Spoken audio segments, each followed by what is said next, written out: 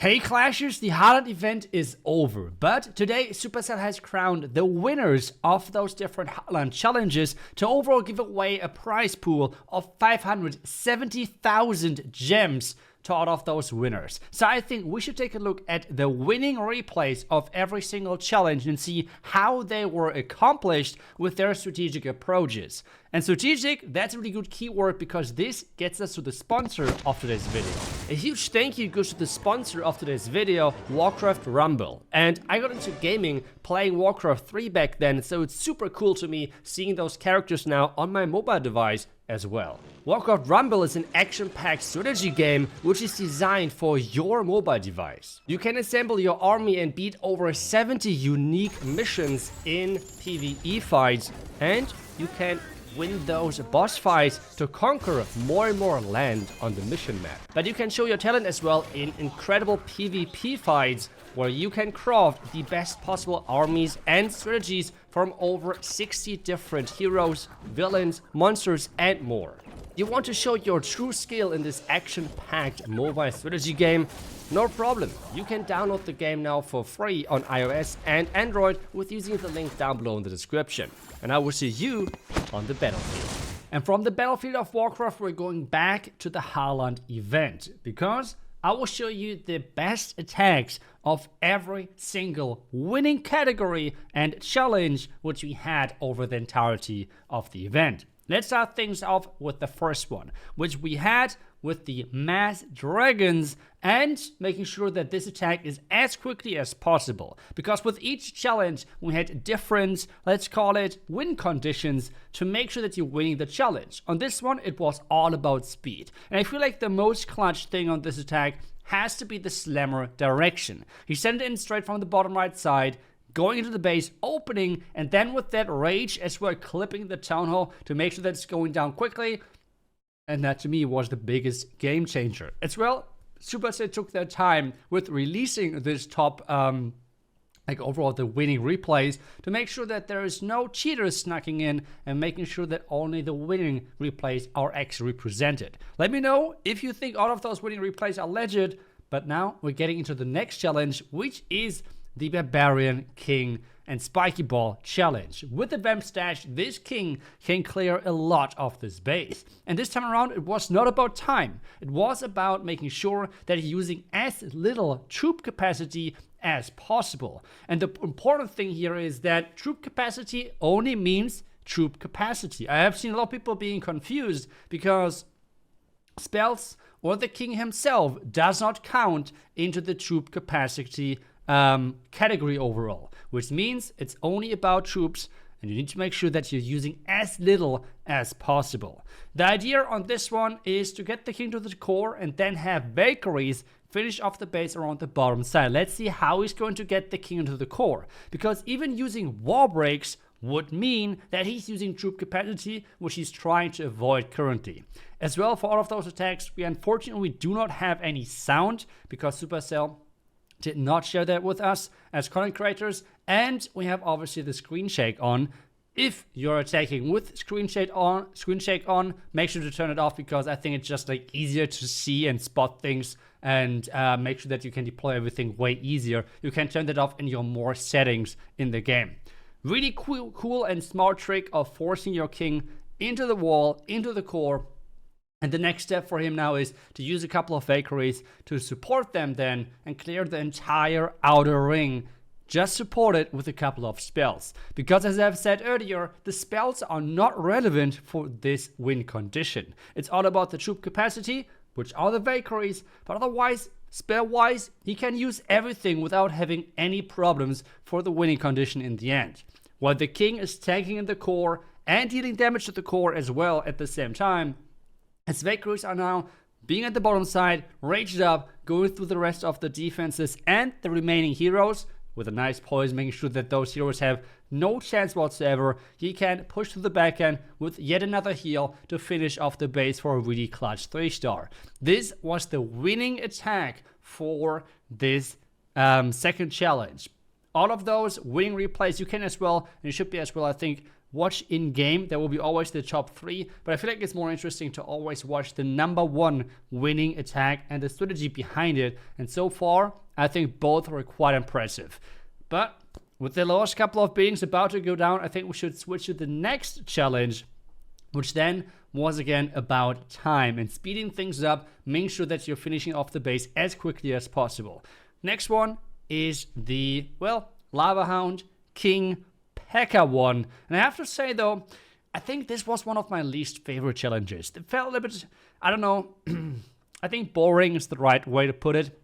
Because you had so little troops which dealt so limited amount of damage, especially with the Lava Hounds, that the overall pace of this strategy and of this challenge in general really felt kind of, in a weird pace, at least in my opinion. Let me know if you felt the same way, but to me, this challenge was for sure not one of my favorites, I believe. I think we had some really cool other challenges as well, and I will talk as well a little bit at the end of the video about a couple of the difficulty issues, in my opinion, which the entire event had. But with this current challenge, he was really trying to have the hounds pop as efficient as possible in areas where there were no red mines to make sure that those lava pups then can deal more damage to speed things up quite drastically. Because this is what this challenge was all about.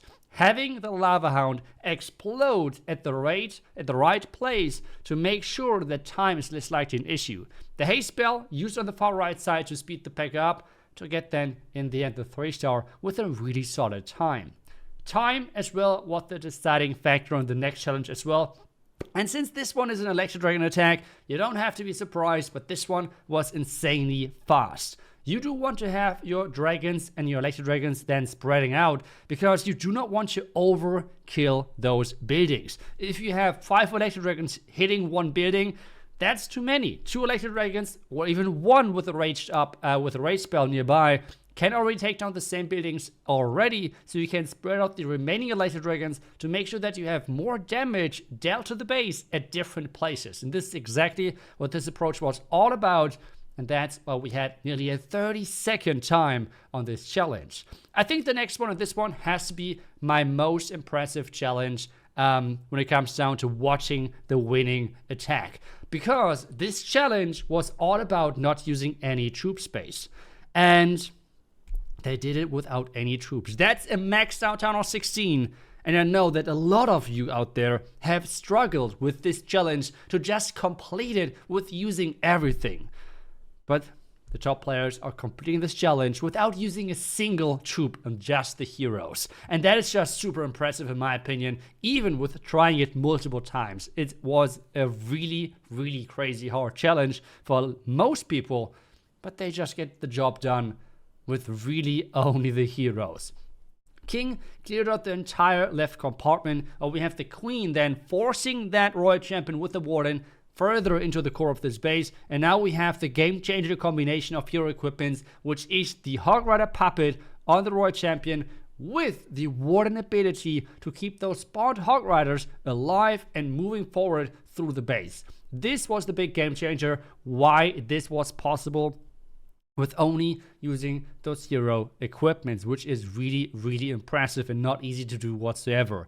And that is already showcasing a really big thing about some of those challenges when it comes down to the difficulty level. Because in my opinion, there's 2 different types of a hard challenge. The first one, which is mechanic-wise, it's really hard to execute that attack. And on the other side, it's like a puzzle thing where you have to use your head and your brain to actually come to the solution of this specific challenge. But placing everything correctly is somewhat easy. So this is 2 types of being like not as easy as a challenge, while the mechanic one is not good for the game in my opinion. Like doing a queen charge, this challenge I think overall was not the greatest challenge when it comes down to the design. A lot of people struggled with it because they were not able to execute a queen charge for the highest town level because they maybe have never done it. Maybe they have never played a queen charge before. Where on the other side, we have then challenges which are more about the approach and less about the execution, which I feel like are 2 big differences. But let's take a look at the impossible challenge. This was the challenge where I have spent the most time on, and this approach I think is super impressive. As well, the speed at what they're doing this is just crazy. And yes, I have watched this replay at like 0.25 seconds, which really slowed it down. And yes, I think this attack is actually legit because they're having always those small delays between dropping every single troop and everything. It is insane how good this attack works. And the key thing to the speed of this attack is this right now, the fireball. Getting the fireball into the core of the base, and now the spiky ball equipment, the entire base is gone. The entire core is gone. And that I feel like was really the game changer for this incredible time. But getting back to my point where I feel like some of the early challenges, especially in this event, were amazing. Design-wise, they were outstanding, they were incredible, they were perfect, with one big problem. They had too many troops in it. The approach to the first couple of challenges were always this puzzle approach, which means you had to use your head to actually figure out the learning point of the challenge, which was raging up your barbarian kickers, for example, raging up your giant throwers, and with that trick, you could complete the challenges. It was not about like placing your barbarian kicker about the perfect time on the perfect place. No, that was not the plan. It was all about really learning and teaching the players a specific mechanic about the game. But they completely ruined the entire thing with just adding 20 barbarian kickers to one army capacity, which you did not need. And that I feel like for sure is hopefully something they're working on for the future to make challenges a bit harder. I know not everyone wants to sweat to get those challenges done. I completely understand that and I agree with that as well. But as I said earlier, there's two different types of a hard challenge. One, mechanic-wise, where you have to execute a queen charge, which is not good in a challenge. I repeat that. I don't like that for challenges. On the other side though, easy to execute. Everyone can do that. But finding the right approach, that is then the more challenging part. And I like those type of challenges way better. This is why I like the first couple of challenges so much. The design of them, the idea of them, but the army capacity just ruined the entire thing. So I really hope that if we are getting something like the Haaland event in the future, because I think that thing was amazing, the event overall, I really hope that they're working on this, well, just, I guess, army capacity problem, in my opinion. Let me know if you feel the same way, and let me know what was your favorite challenge of the entire event. Otherwise, I hope you enjoyed the video. Thank you so much for watching. I will see you guys back tomorrow with the next video. Until then, see ya and bye bye.